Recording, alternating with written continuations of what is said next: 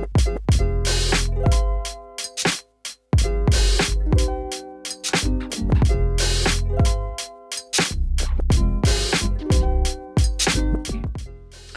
I just want to welcome everyone actually to what for me is going to be podcast episode 1 of the Bad MMA Math podcast. I've just realized as I say that out loud, I'm going to have to work on that name for this segment. It's trash. Bad MMA podcast. You know what? To anyone listening, just shoot some suggestions in the comments and I will gladly steal your ideas and not pay you. Yeah. So you can have the credit of coming up with a new name for this. So today on my channel, I'm welcoming for the first time Antwyn from Making the Walk MMA. How are you doing on this segment? Doing good. Making it, man. Sweet. So before we actually get into what the crux of this video is, where we're going to be looking at the fights that we want to see, I'm just going to say this. And I have to say this as a disclaimer, like this video is not the fights that we necessarily think will happen. We're actually going to be doing a video about what direction each division will go in by the end of the year. So who we think each champion is going to be at the end of each year. So that's a completely different thing. Yeah. So look out for that. This video is kind of for each of us to talk about the matchups that we want to see. Very much that we want to see. So, like as the great man Arnold Schwarzenegger once said, it's just a little bit of harmless fun, Yeah, nothing goes wrong when you quote Arnie. My hero. That's a man's man right there. Sorry, I just drifted off there for a second there. So I figure what we could do is if we start off with the ladies, if that's cool with you. For sure. So we'll start off by going through all the women's divisions and then we'll finish, going up in weight and onto men's heavyweight to close it out. Does that sound all right? Sounds good. Great. So women's strawweight, considering you're a guest on my podcast this time, Do you want to have the first crack? Yes. Women's strawweight. Mm-hmm. This one was easy. I think it's a fight that actually will happen, but that helps. It's not necessarily that it will happen. It's where it will happen.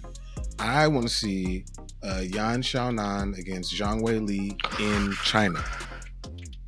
That's what I want to see. Because Go ahead.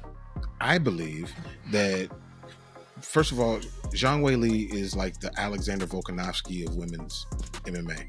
She fights very much like him, where she's able to do a lot of different things very well. And Yan Xiaonan is kind of a bullet that came out of nowhere who uses a lot of things that she's learned, working with Team Alpha Male in Sacramento, and kind of that infuses that into her game. And to have two Chinese women who are probably superstars over there, I don't know.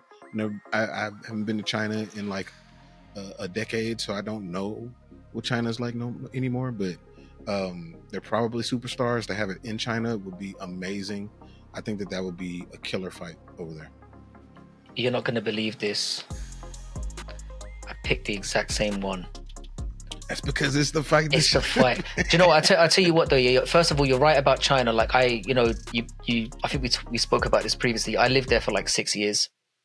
Yeah. And I was actually at the fight where Weili won the belt off Jessica Andrade, and it was huge. Like the reaction to it, everything was huge. I would say, I almost went with Tatiana Suarez as like an honorable mention, but I just love this matchup. I think, like I said, you've got two Chinese fighters, you've got a chance to grow that demographic. They both have very similar records in the UFC in terms of the amount of fights they've won and lost. And I think the way that they match up, we can really, really expect fireworks. And I just think it's the fight that needs to happen next. And it's like you said, I think it very well could happen. I know there's a lot of talk about Weili fighting potentially up and fighting Grasso at UFC 300, which is a conversation we can have for another time. But in terms of this division, that is the fight. 100%. Yep, it is. And hopefully they're making it, considering that Tatiana Suarez got matched up. I feel like they are angling for that fight. I think so. That I really I think we'll find out. We'll find out in the next couple of weeks in regards to what happens with the Grasso thing, because they seem to be they seem to be going back and forth quite a bit, and they need some stuff for UFC 300. So it's interesting. So next, women's flyweight. I think I'll take this one first. Okay. Now, the filthy degenerate pervert in me wanted to go with Tracy Cortez and Natalia Silva. The less I go down this road, the better. I'm just going to leave the potential reasons for why I might want that one for people to work out on their own. I'm not going to be explicit with this shit. Maybe they could have some kind of special rules match up. I don't know. Special outfits involved. I don't know. I'm going to stop talking on that one. It's not the strongest division in the world, like outside the top few. For that reason, I want to see Erin Blanchfield fight. Sorry, that was a little bit of a slip of the tongue there. Manon Fiorot is the fight I want to see.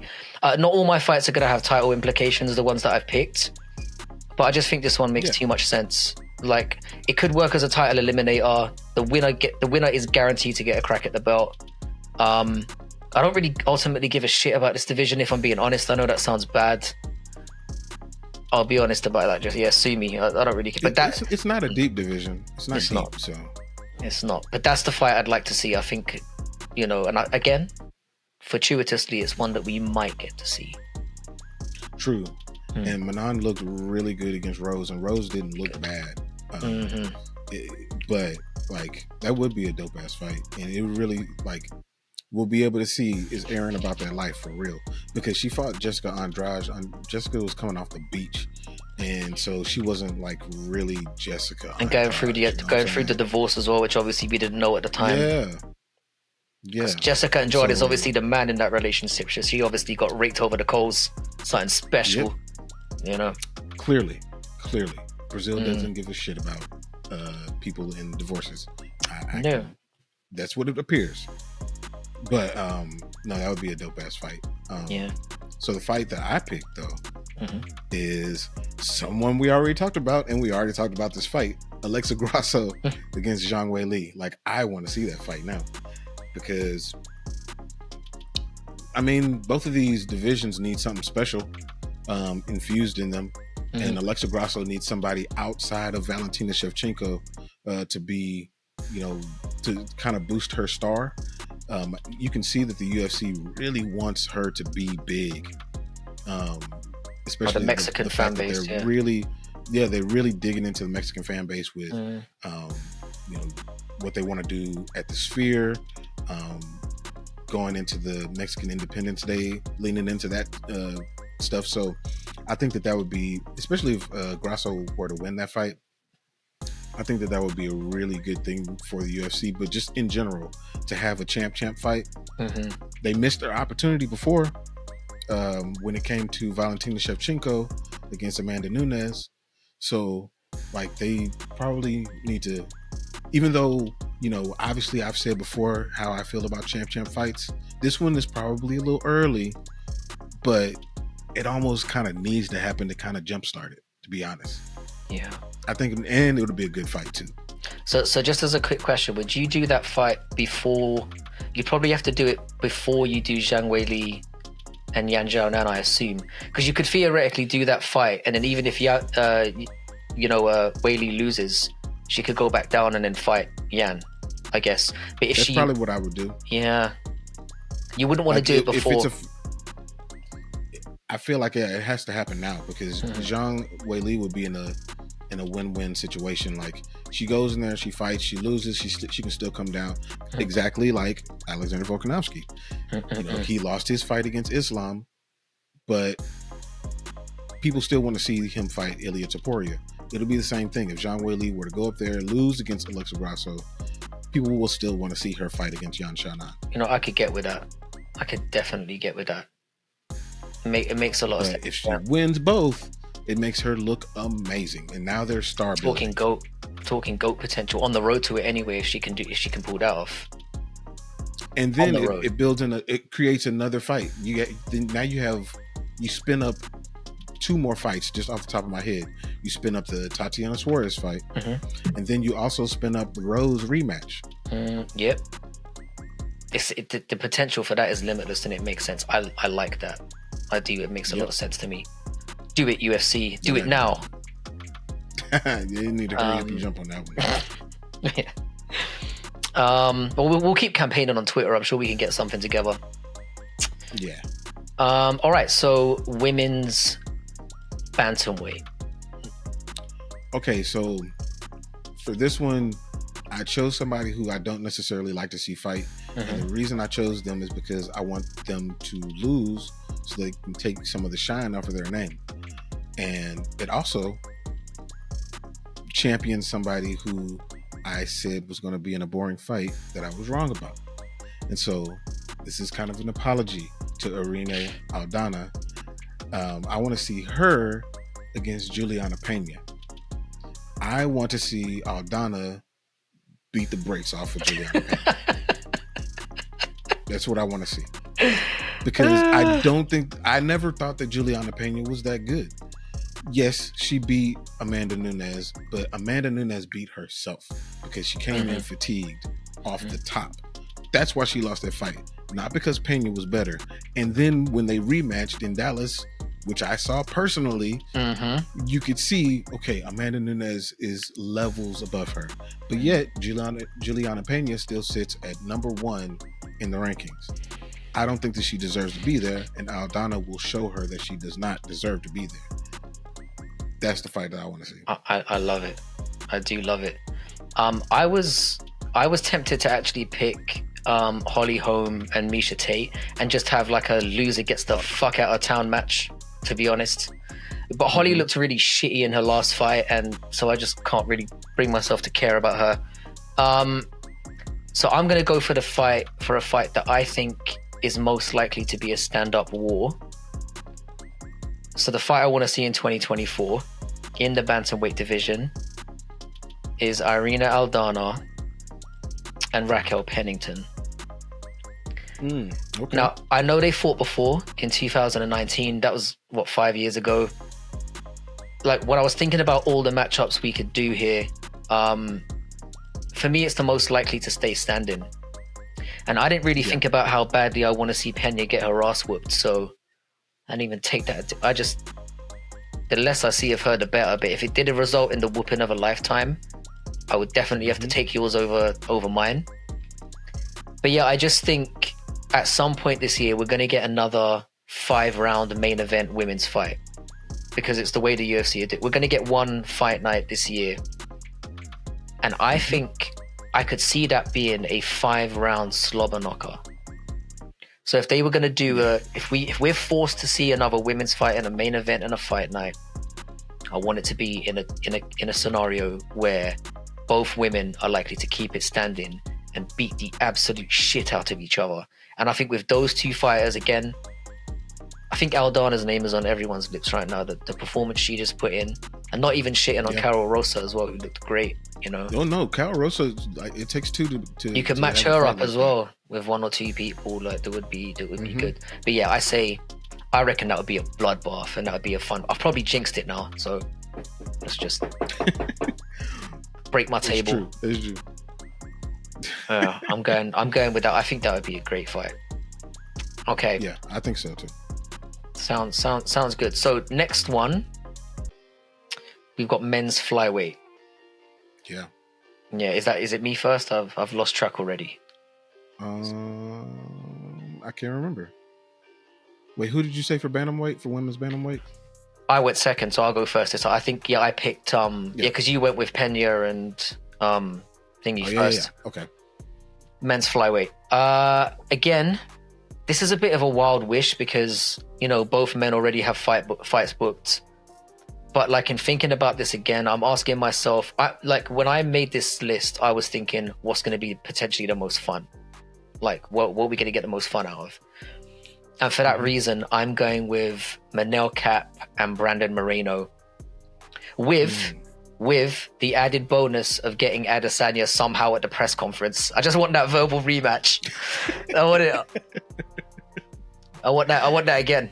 I didn't get enough. So I just think they're the most fun guys to watch in the division, you know, and again, they'll likely beat the hell out of each other. They're both extremely skilled, extremely slick. And I think it would just be a fantastic display of mixed martial arts for however long it lasts, you know. They're both fun. And Cap in particular, he really grew on me this year. Moreno never has a bad fight. I don't see how this fight can suck ass. I don't. So that's what I'm going Probably with. wouldn't. No. So interesting that you went there. And that actually, initially when I was creating the list, like that was one of the people. Brandon Moreno is probably the most popular flyweight. And so putting him in a fight was definitely one of the things that I thought about, but I think that there's a fight that I feel like the buildup would be even more interesting, and it actually involves most of the people that you just said. Manel Kape gets rebooked against Kai Kara France, and I almost guarantee Israel Adesanya will be there this time. And I think that fight is a fight that needs to happen, just because of the heat that already exists. It just, and plus just both of them being amazing fighters. And seeing Kai Kara France was on that same card against Brandon Moreno, the same card of Amanda Nunes and Juliana Pena. And you know, Kai, he had some moments. He had some moments in that fight against Brandon Moreno. So like, I mean, he's legit. He's a legit top contender, and this fight would mean a lot for the division, because whoever wins that fight is going to float right back into title contention. So that's the fight that I would want to see, and that could really be the main event of a fight night. Easy. Definitely. I think as well, like, we're more likely to get it if Cap loses to Nicolau, which I think he's booked to fight next. I think he's booked. So because if he beats Nicolau, that puts him in title conversation, and I think the loss to Albazi dropped Kai Kara France down a little bit, as unfair as that was. And it was. And you know, Cap has lost to Nicolau, but I think Nicolau is one of the most underrated guys, by the way. I love Nicolau. Which is why I was so impressed with Brandon Royval in the first place, because I didn't think he'd win that fight. But that's another one. I think the reason why I swayed away from it is because I think Cap is going to beat Nicolau this time, which would put him in Moreno's crosshairs. Whereas I think also as well that the fight with Kai Kara France is likely to happen as well. So I think with a lot of these fights, I'm kind of framing as it might not happen, but I'd really like it to happen. You know, so there was an element of that. Do you think that Manel is closer to a title shot than Kai Kara France? Yeah, I do, and it's because of it's because in the lower weight classes they don't talk a lot of shit. Like, it's what we were talking before about star power, you know, and bringing eyeballs to the sport. And Manel Kape does that, better or worse. You know, he's dropping F-bombs, he's going deep on guys. Like, you know, that verbal exchange with Adesanya, I'm sure, won him a lot of fans as well. So I just feel like in terms of where the UFC is heading, I'd consider him. But then it all depends on how he does against Nicolau, which is a tough fight. It's a tough test, man. It's a tough test. Very tough fight. But I think we'll get it. Somewhere down the line, we'll get it. I hope so. Be a great fight. We need that one. Great fight. All right, so the next one is men's bantamweight. What do you reckon? Yeah. So this one was easy for me. And this is a fight that I feel like would clear up the division a little bit. I want to see Cody Garbrandt against Dominic Cruz too. The reason why is because Dominic Cruz has been sitting in the lower part of the top 10, just kind of squatting on that spot for a while, and hasn't had to really fight to hold on to it. And I think that the lead up and the ability to kind of rehash some things between those two would be interesting, because Cody made him look stupid when they fought the first time. And Dominic doesn't like that. You know, add in the team alpha male part of it. Even though Cody doesn't train there primarily now, that still Dominic hates team alpha male, no matter what he says at this point. I think it'll be an interesting fight, and plus it'll, you know, like I said, it'll clear up the division. I think that Cody has more thoughts on actually competing more often than Dominic does, and so if Cody wins, then it'll put him in the rankings. He'll be forced to, because he'll want to, you know, move up and try to get his belt back. So that'll drop Dominic from either down towards the bottom or out of the rankings. So now we've cleared that you know, squatting on that issue, squatting on the spot situation. If Dominic wins, then okay, now we've cleared up the Cody rising up the ranks situation. Maybe you know, he decides to go another direction. Who knows what he does? But I think it'll clear up a lot. A lot of the things that I pick is just like, let's just clear up some issues with these divisions. And there are plenty of issues to deal with in the UFC at the moment with some of the way that these divisions have panned out. I think that's a great fight. And what's interesting, before I get into mine, I like in the build up to, I don't know if you caught this, there was a segment just before Cody went out where Chael Sonnen alluded to the fact that Dominic Cruz was going to call out the winner of whoever won between Kelleher and Garbrandt. And I was literally thinking it's the perfect fight, you know, especially if Garbrandt wins, because it's a rematch. We want to see how much has Cody recovered some of his luster.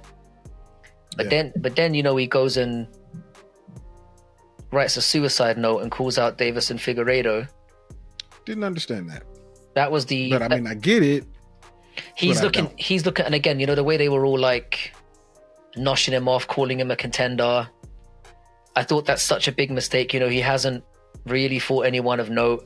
We know that his chin is never going to grow back. I thought it was a disastrous call out. If he gets that, he's going to get murdered. Like, I should be careful of the words. I'm using some very terrible keywords right now. I'm going to get myself banned before I even started doing this camera stuff. Yeah, but like that fight makes all the sense in the world, and I would like to see it.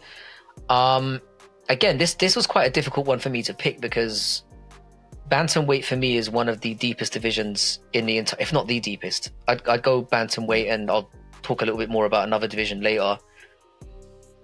And I think for this one, I'm actually going to go with a fight that I think could be a title fight at some point in the year. I really want to see Sean O'Malley against Corey Sandhagen. Yeah, man. First of all, see the shirt. So fully behind I'm a that one. Supporter. Yeah, I don't blame you. Do you actually think that Sean is slightly better in the stand-up? I mean, it's marginal differences. I think he's a slightly better striker, but I think Corey is such a better grappler. I think legacy-wise, it's a great fight for both of them. And I think if it does stay standing, it will be a fucking chess match and an exemplary like stand-up war. I think from a technical standpoint, and as fans, you and I who have been watching the sport for quite a long time, I can't imagine on paper a better title fight this year. Or a potentially, it would be a great segment for I don't know what the fuck's going to happen. I can imagine that being a fight that would feature. I also think that Corey deserves it. You know, the fact that Cheeto's getting a crack before him is silly to me. I mean, I get the storyline or whatever, but you know, that's the one I want to see. So, to your question on Corey Sandhagen being, I actually think that Corey Sandhagen is the most talented person in the Bantamweight division, despite the shirt that I have on. I actually think that he's the most talented person in the Bantamweight division. The reason I say that is because on his rise, he was primarily striking. And, you know, he was like, it's almost like a Muay Thai kick heavy approach, but he's super tactical in the way that he approaches things. And now that he's thrown in that wrestling game that he used on Rob Font, which wasn't the most exciting, but he's got that in his bag now. You know, obviously he was hurt, so he wasn't able to strike. We didn't know that at the time. I thought that was an incredible performance. Even before the injury, I thought it was a great performance. He smothered him. He did what he had to do. He smothered him. And so now he's got both of those things in his bag, and he's shown that he's able to do that. Like, I think that would be an amazing fight. It may not get, the viral pop that this Cheeto thing has had just because of their personalities. But I think that it would be a more tactical fight. For Sean against Cheeto, like, we kind of know what needs to happen on both sides for either one of them to win. For Sugar against Corey, like, where do literally we go? What you said, I don't know what the fuck's gonna happen. Like, I don't know. Yeah, that would be an amazing fight. Yeah, and I do think we will get it. I think we'll get it. I think Corey will beat Nurmagomedov, who I do think is a good fighter, but I'd expect Corey to get through that test. And then I know that O'Malley it's probably not the fight that O'Malley wants. He probably does recognize that this really is the most dangerous fight he could take. But yeah, like I said, dream matchups, that's one I've had my eye on for a bit. Yeah, I would highly favor Corey in that fight. So would I. But I wouldn't count out Sean by any means. Can't anymore. I think that Sean could most definitely knock him out. Wouldn't surprise me. Okay, so men's featherweight. So this one actually was the first one that I wrote down. It was actually kind of easy. Oh, really? I am super high on Arnold Allen. Like, he is, to me, I feel like Arnold Allen is the type of fighter that could be a featherweight and lightweight champion. Like, that's how high I am on Arnold Allen.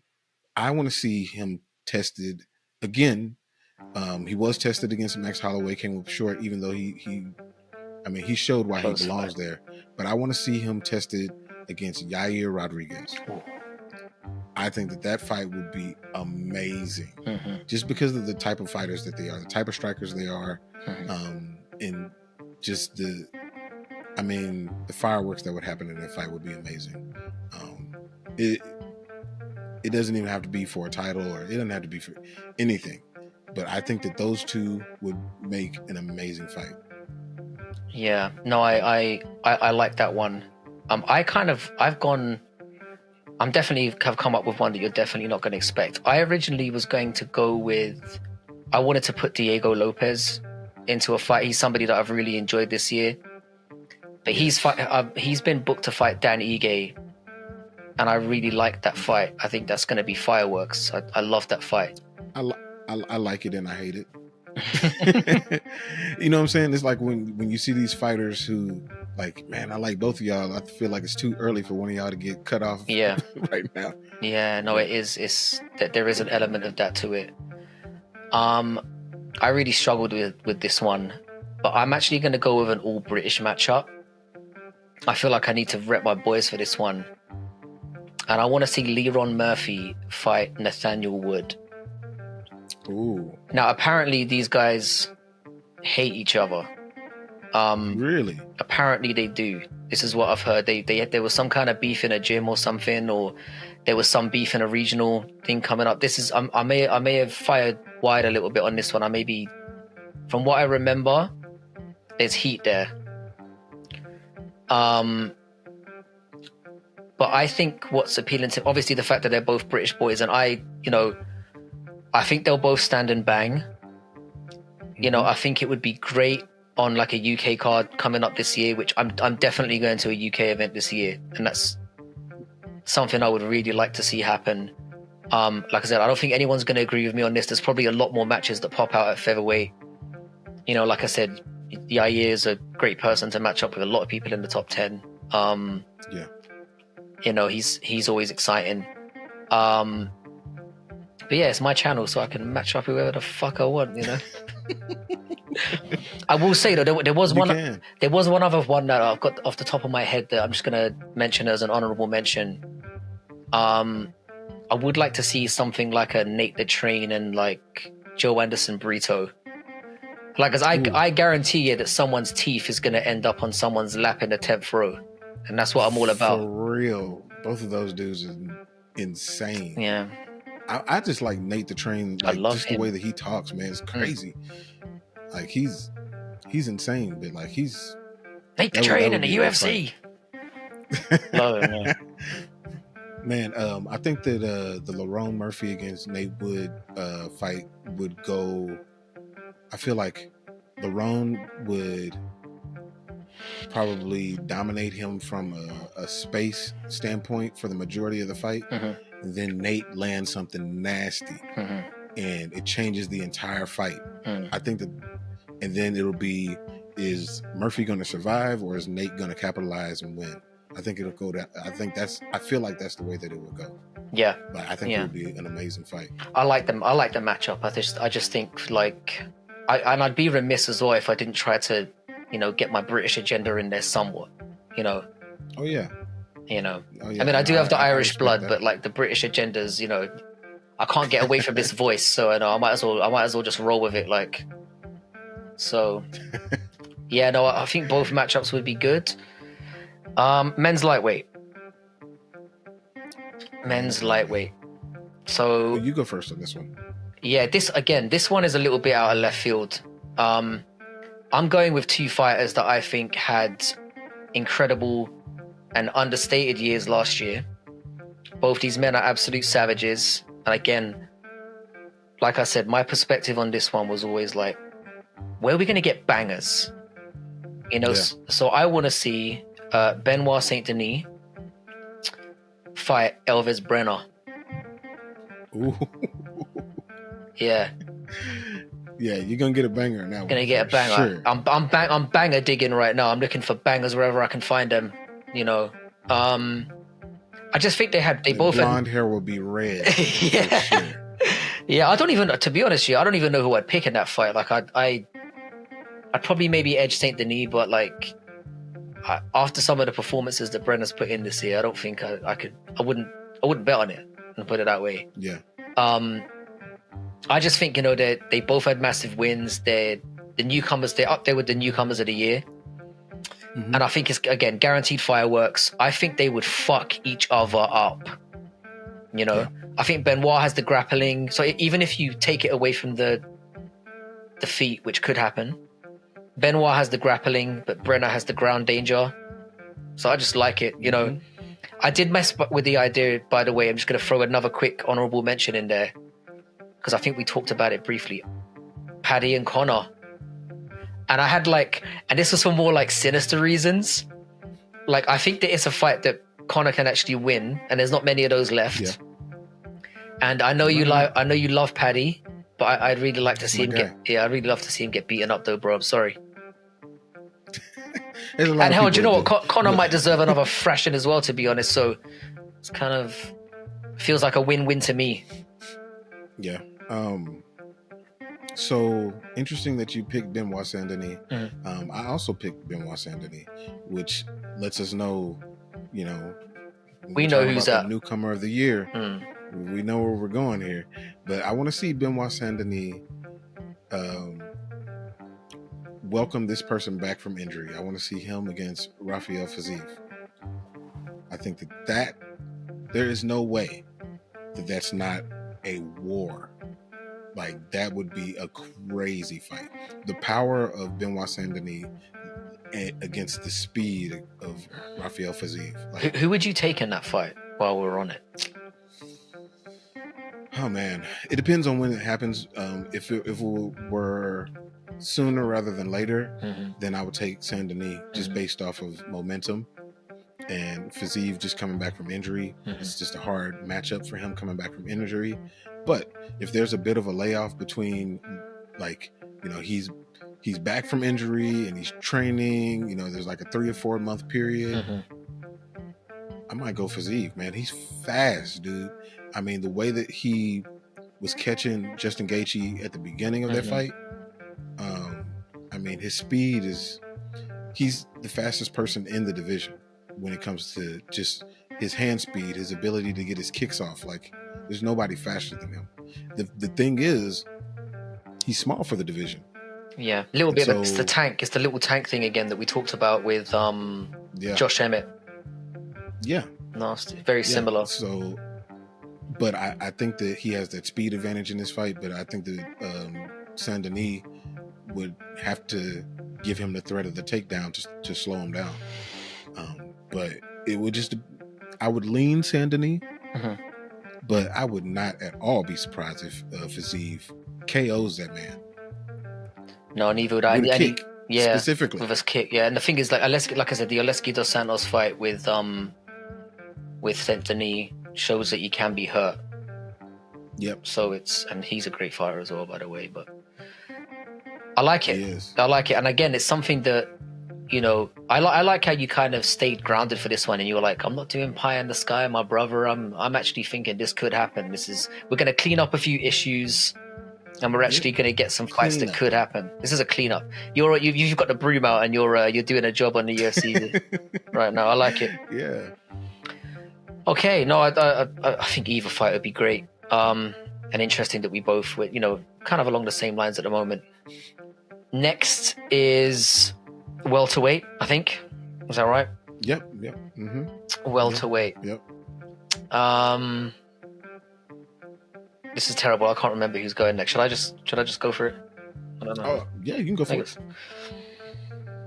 Again, I think along with Bantamweight, I think this is at the moment one of the most talent-rich divisions right now. Like, it's kind of stacked. It's super hot. Super hot right now.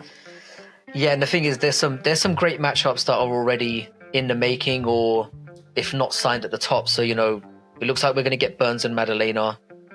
I've heard that's on. You know, we've got MVP coming in, who I'm looking forward to seeing again as a Brit. That fight with Kevin Holland should be amazing.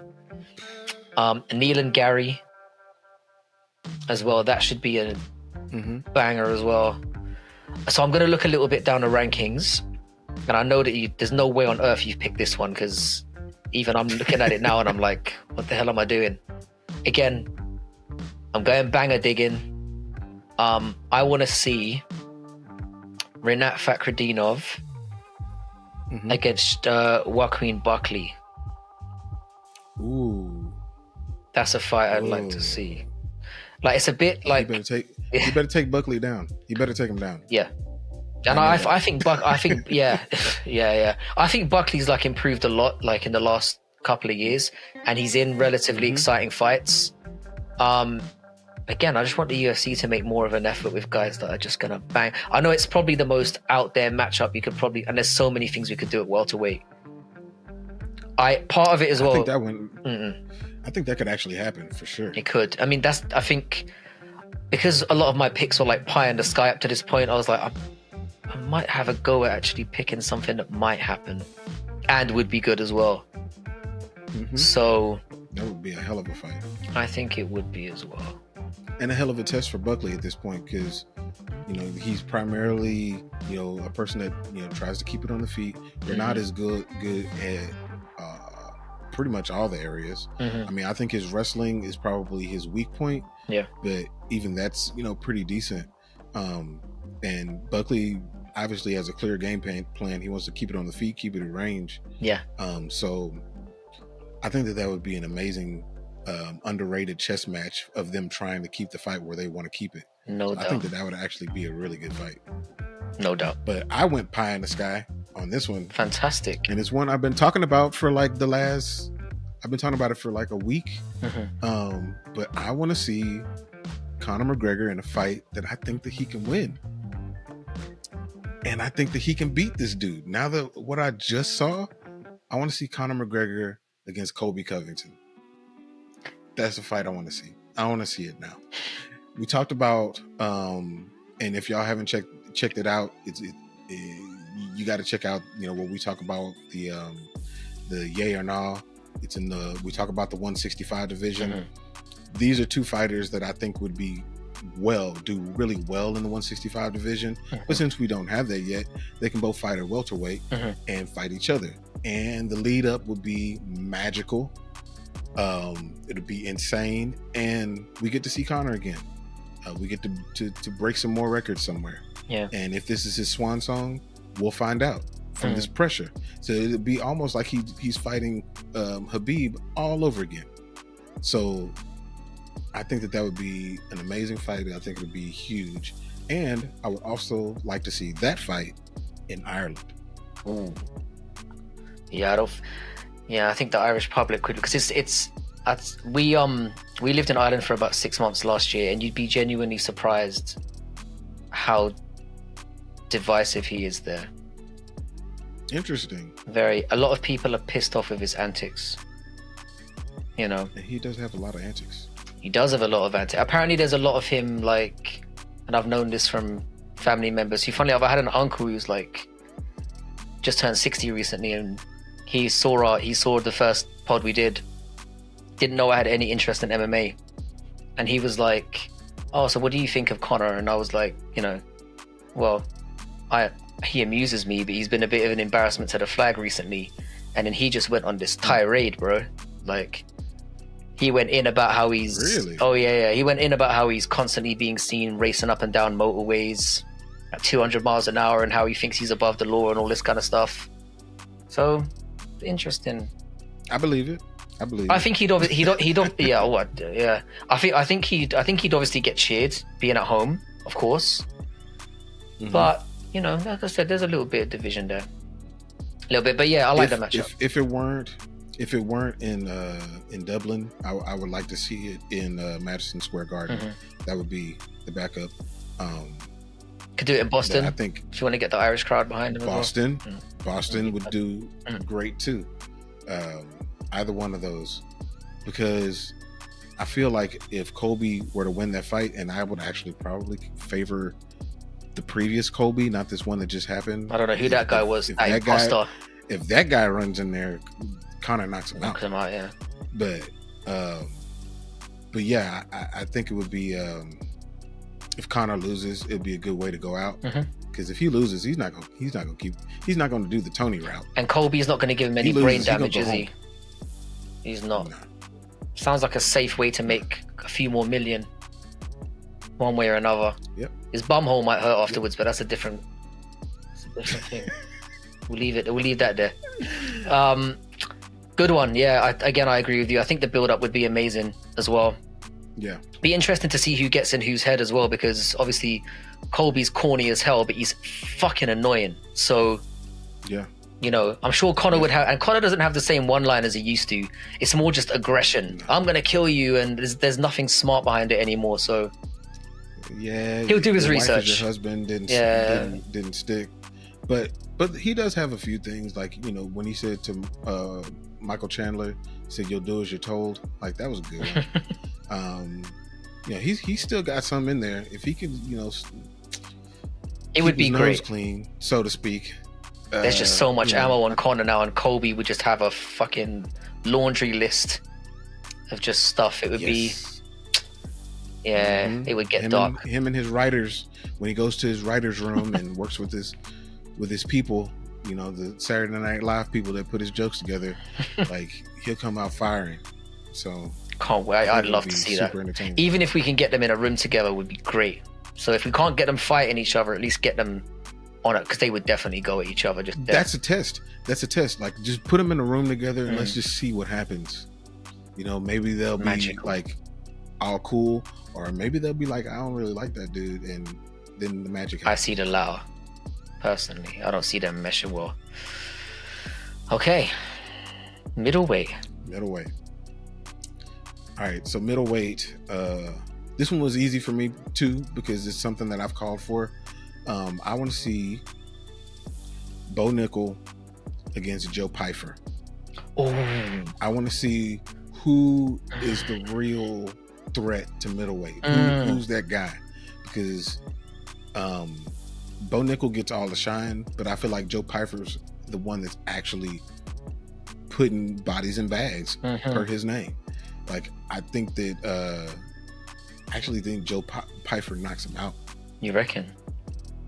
Yeah. It makes it look easy. Wow. I did not see this coming. That is a great matchup as well. I actually, you know how I feel about Joe Pyfer already. I think you mentioned something, I think it was on Twitter, where I went in on Joe Pyfer at some point. Yeah. I don't like that guy. I don't know what it is. You know how sometimes you just can't help yourself? It's like, And you know when someone says to you, "Why do you not like that guy?" and you're like, "Because you know, there's his face and like it's just it's like that. Face. I just don't like the guy. I don't know what it is." And that's a great. I actually I'd probably favor Bo Nickel in that one, but we can get into that. It's a great matchup. I felt like this one was a no-brainer, and again, I feel like a lot has to happen kind of in between. I obviously think it's more likely to happen if the fighter I'm picking on one side wins his next fight, but I think one way or another we need to see it. I want Israel Adesanya and Dricus du Plessis. You know, I think the storyline is there, the intrigue is there. It is. Adesanya looks human now, kind of. Mm-hmm.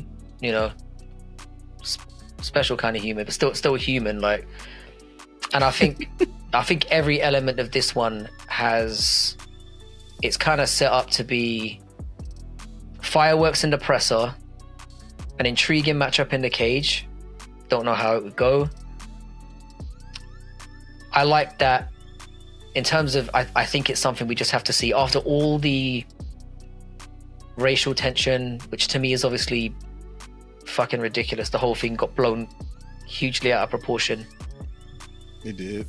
I just think it's something we need to see. But before I forget as well, there was one other fight that I considered, not even a fight, but we have to see Khamzat in a 5-rounder against a legit like middleweight contender. I'd like to see it like I was thinking Cannonier, but that would be boring as hell. Whitaker is somebody I just want to see him in a 5-round fight, because I'm sick of dealing with people on Twitter that come at me every day about Khamzat deserving a title shot. I think it's pissing me off now. I just want to see him go 5 rounds. I think that one, I think that the Dricus du Plessis against Israel Adesanya fight, it's already been built. Like it's ready to go. You don't need to do anything to that. And the unnecessary racial tension that's there only fuels that fight. Mm-hmm. And I don't know where Israel's head is at. And you know, him saying that he's going to take a few years off is, if you're actually planning on coming back, like that's a terrible matchup to walk into as well. But awful matchup to walk into. It's like you take all that heat off yourself and then boom, straight back into the cooker immediately. Yeah, that's because Dricus, from what I've seen, and I've never been high on Dricus du Plessis. From what I've seen, he's kind of got that Khamzat Chimaev thing to him. In those first 1 to 2 rounds, like, he's hard to deal with. But after that, if you can get through that, I don't know, man. Have you heard of post-surgery Dricus? I know that's a mythical fighter. That's a mythical fighter right there. Yeah, it is. The unicorn. I know it is. And we'll see if that's real. Like, if he doesn't get Sean out of there in the first couple of rounds, and Sean is super durable and he's got something to fight for now, like, I don't know. We're gonna see. We're gonna see if his cardio is where it needs to be. It's always been my thing with him. Even when he fought in KSW, like, where's that cardio at? You know what I'm saying? Was it KSW or whatever? I think it was South African. No, I think it was. Yeah, KSW? I think it was. Yeah. So, like, where's his cardio at? Because he's a monster at the beginning, but then he starts to become a regular fighter, and I want to see is that the case? Is that always going to be the case for him? God, I can't wait to see this Strickland fight, man. That is going to be incredible. Hyped for it now. I'm hyped for it now. They've that little fight. I'm convinced in the audience. I'm convinced. Got it there for me. Yeah, it did. I mean, I was already a little bit like, I was already a bit excited about it. And again, we talked about it a little bit in the Yay or No pod we did earlier. So look out for that, ladies and gentlemen. That was mentioned. We had a little bit of back and forth on that. Okay. So, men's light heavyweight. What do we think? Is that me? I'm sorry. I'm me. Yeah. You go first. It's me. All right. Again, this is one that I struggled with. I'm not gonna lie. When I really thought about it, this division is like puddle level. There's not a lot to work with. It's so shallow. So honestly, again, you know, this is kind of, we're kind of getting the fights that we expect are going to happen. You know, most likely Alex is going to fight Hill. Rakic and Yan is decent enough. I guess that makes sense. I was going to be a prick, and I was going to like try and match up Roundtree, who I think is like way overhyped, with somebody like a Krylov, who I think would deal with him pretty easily. But I found I had to go a little bit lower to find like a really fun matchup. And again, this is going to sound like, you know, totally out of nowhere. I want to see Vitor Petrino against Carlos Ulberg. Ooh. That's the one I'm going for. You see what the theme is. You see what the theme is. Somebody's getting knocked. See what I'm saying? Somebody's getting knocked the fuck out. Yeah. I've shown a lot about my personality in this segment, and I don't think I'm coming across very well. Where I just want to see people die probably in there. That's what it's looking like. I'm trying to get someone killed this year, it seems. Yeah, I just think it would be a war. And what makes me laugh about this situation is I think they're going to try and match Ulberg again with somebody who's lower in the rankings, because I think they're trying to build him. Yeah. And I think they could match him with Petrino based on that, because he is lower down. There are holes in the game, and I think Petrino will fraud check him. I'm probably an arsehole for saying this, but I think Ulberg is matched up with Dominic Reyes. See, I didn't even acknowledge that, because you see what I'm saying, what they're trying to do with him. You could not give anybody, like, if you give somebody Dominic Reyes at this point, it is we are trying to lift you to the stars. Like, that's all it is. Yeah. What a mean thing to do. What assholes they are. That is so. Yeah. Oh my god. Man, that's dreadful. He's gonna pick him apart. He's gonna kill him, I think. He's gonna pick him apart. You know what's interesting too about Dominic Reyes was, so me and CJ on the Making the Walk podcast, like we created at the beginning of 2023, we created bingo cards, and on those bingo cards we put things that we thought possibly could happen. You get them in a row, you win, whatever. One of the things that was on my bingo card was Dominic Reyes retires. He just didn't have enough fights, and I feel like him losing against Carlos Ulberg, which will probably happen, and it maybe happen in amazing fireworks type of display, that's probably going to usher him into retirement.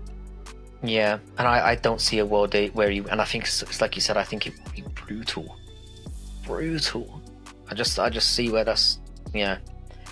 So I'm really curious about what you've got for this one, because I was cleaning at straws. Easy. Yeah. This one was easy for me because it's already been thrown out there, and I think that it would be an interesting matchup either way. And I know you're not high on this guy, but I think Khalil Roundtree Jr. against Alex Pereira would be a very interesting fight. The reason I say that is because we already know that there are going to be no takedowns. You know how in UFC, the game, you can play the stand and bang mode. That's exactly what this is going to be. Stand and bang mode. Like, they're going to fight. It's going to be Muay Thai against kickboxing. Yeah. Who wins? And one of them's going to get knocked out. This is what's going to happen. And we don't know which one it's going to be, because Khalil Roundtree has stupid power. Ask Anthony Smith. Khalil Roundtree has stupid power. And obviously we know what Alex Pereira can do. So if Alex Pereira does what he's supposed to do and beats Khalil Roundtree, then that just furthers his legend. But if Khalil Roundtree Jr. does something magical and beats Alex, they can start the star build off of that, because he's not supposed to. He's not supposed to beat him. No, definitely not. I mean, I'm not high on Khalil at all. I think he's had, again, I think he lost to Jacoby. And my issue with Khalil is I feel like he is quite one-dimensional, and his gas tank is not there at all. He's another guy that, like, I feel like if you stay away from his power side, he's an easy fight. And I think that I genuinely think that anyone in the top he lost to Johnny Walker. I want you to, and he got slept nasty by Johnny Walker. And I mean, he has improved since then, don't get me wrong. but I genuinely think I think him calling for it was a bit rich as well. If he'd got like, I can understand why you want to see it. Like the points you're making are perfectly valid. I think he's 2 or 3 fights off at a minimum getting anywhere near Pereira. Is it a fun matchup that, you know, we could get down the line potentially? I honestly don't see a fight in the top 8, which is where he's going to be now. He's going to be sat right there. He should be about 8th after beating Smith, I would assume. He's not there already. Yeah, he's 8. I don't see any. Do you see a matchup above 8 that he could win? Just while we're quickly on that subject, is there anyone you could that he can win? Yeah. Let me see. I think can win or will win are very different. But I think that, so rumor has it is that he's going to fill in for against Alexander Rakic. Okay. That's the rumor. I think that he can win that fight.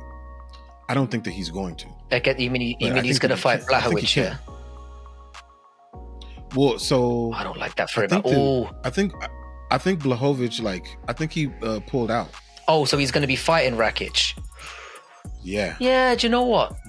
That's not outrageous. I think that he could win the fight.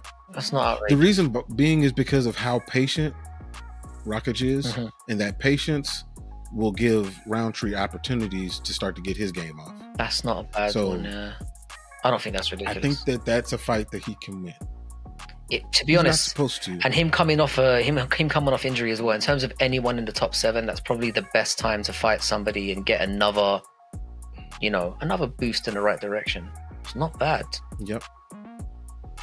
So if he beats Rakic, then Alex either, fights Hill and wins, or Hill is delayed.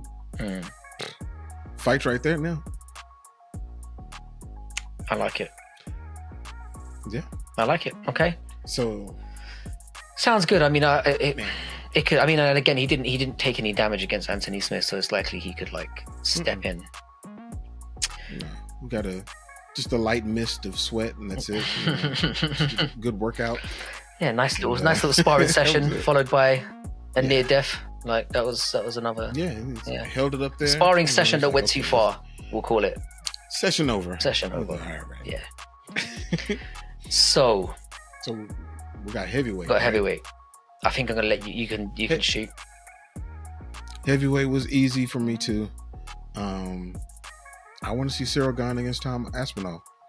I made that video about it and about what I think that should happen. When it comes to John Jones and Stipe Miocic and that whole situation, I think that that's going to iron itself out, because John is going to fight Stipe, and then they're both going to go their separate ways and go back home, and Tom is going to be left there holding the belt. Cyril Gane is going to be left there. He's like, well, who else is there to beat? Or who else is there to fight? He beats everyone that's not named John Jones or Francis Ngannou. So definitely, what else are you going to do? Yeah. Again, with this division, I really struggled because, I've referred to heavyweight as the UFC's bumhole several times. I think it's a horrible division. What can I say? I'm a poet, just... that's very Edgar Allan Poe of you. Thank you. I was proud of that one.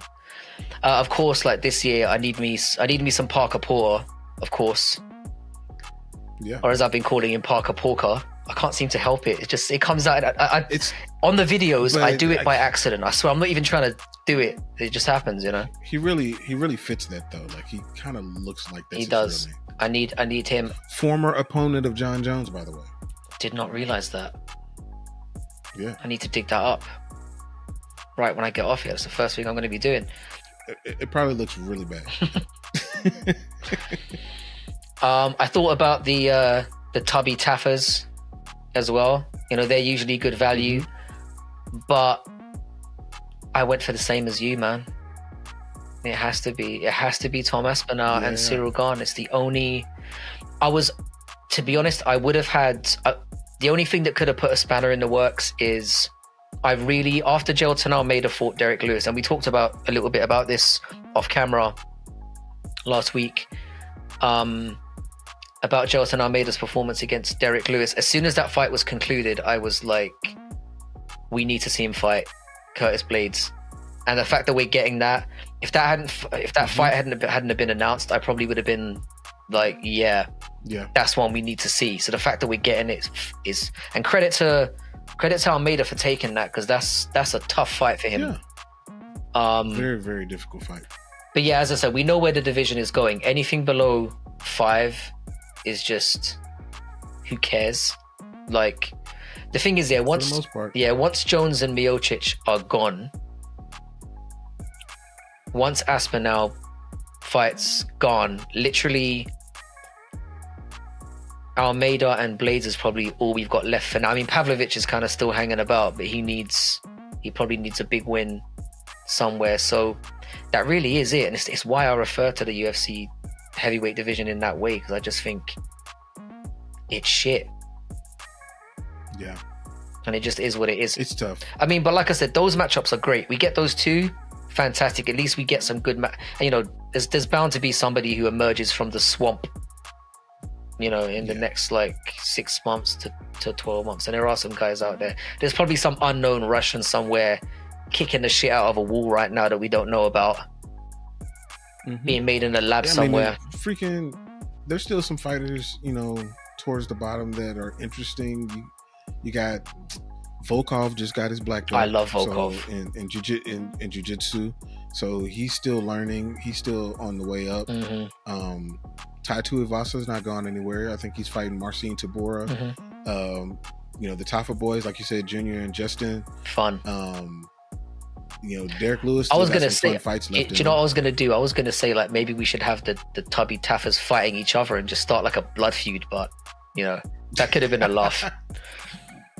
I dismissed it immediately because I'm like, I come across evil enough in these streams. I don't need to add more fuel to the fire to be getting brothers to fight for 10K.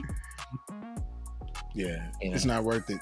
But there's some interesting fights, but none's going to be more impactful and get more eyeballs on it than the two most, like, the lightest on their feet. They move like middleweights, but they strike like heavyweights. Like Cyril Gane against Tom Aspinall would be massive, especially if they do it in Europe. Yeah, has to be in Europe, somewhere over there. Somewhere, pick a place. Yeah, a midpoint between Paris and London. Just have it in the ocean somewhere. Have it like in the channel. They could just do it on a boat or something. That would be sick. I think that would be my only request. Just don't do it in the United States. Like, don't do it here, because I feel like you are losing the shine that it deserves. I think it. Don't do it here. No, I think it will be in Europe, and I think it will probably be in England, being as Tom is the champ, kind of. Yeah, you kind of have to do it there. Yeah. So that would be a pretty dope card. You got, and I feel like that's a card that you could throw Leon against Bilal on, and it wouldn't hurt as much. Definitely, because you got to do that. You got to do that fight, but like, that it's not going to be. It can't carry a card. No, in my opinion. So it wouldn't. You do Tom and Cyril Gane and Leon Edwards and Bilal Muhammad. They need to give you a job. This is like, I mean, dude, I tried. I tried to get in there for the matchmakers.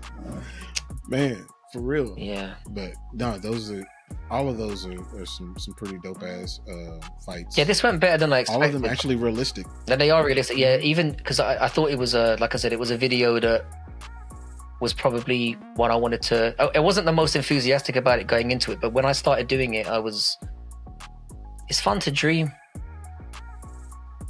I like to daydream. I do a lot of that. Sometimes dreams come true. They do. So and that's a message for everyone out there. May happen. Keep dreaming. Yeah. It could come true. Yep, for sure. So yeah, first of all, I just want to give you a really massive thanks to keep doing these. It's I really appreciate the opportunity to do it with you in particular. Like, it's been really fun. And I said, as I said to the audience before, we do have some more videos coming up like I said, we've got the prediction video coming up about who's going to be champion at the end of 2024 in each division, which I think is going to be a good one. Again, if you're subbed to me and not subbed to Making the Walk MMA, please head over there. You know, the insights are always incredible. Again, I have to big up the production value again. Just, it's a lot of things I was getting. There was a lot of the responses I was getting in the messages I got after we did the first one. It was, damn man, your channel sucks, bro. Like, get your shit together. So that was nice. That was nice. But no, is there anything you want to say to like my two viewers about your channel? Like anything in the works? Yeah, I appreciate both of y'all. Nah, man, definitely check out the channel. You know, we'll be cross-pollinating on both of these channels, so we got a lot of stuff lined up for y'all. 2024 is going to be insane. Definitely trying to become more a part of the community. Yes. And you know what? I just had another idea for another video. And y'all drop this in the comments if y'all think this is a good idea, but fighters who are clogging up divisions. Beautiful. And yeah, that would be a long one. That would, you know, they need to get the coffees on and the the late night burner out, because that would be it feels like nearly every division's a clusterfuck at the moment, which is part of the beauty of the sport, you know. That's what makes it interesting. Yep. So yeah, like I think we'll wrap it up there then. And so yeah, thanks to everyone as always for liking, subscribing, getting involved. You know, the shout outs we gave to earlier and anyone that we forgot to mention who have been commenting consistently, please keep doing that. You know, let's keep, you know, if you've got any matchups that you think would be great in any divisions that we might have missed, send them in. You know, maybe we can wish them into fruition together. So yeah, until the next one, stay safe and healthy, and I'll see you in a bit.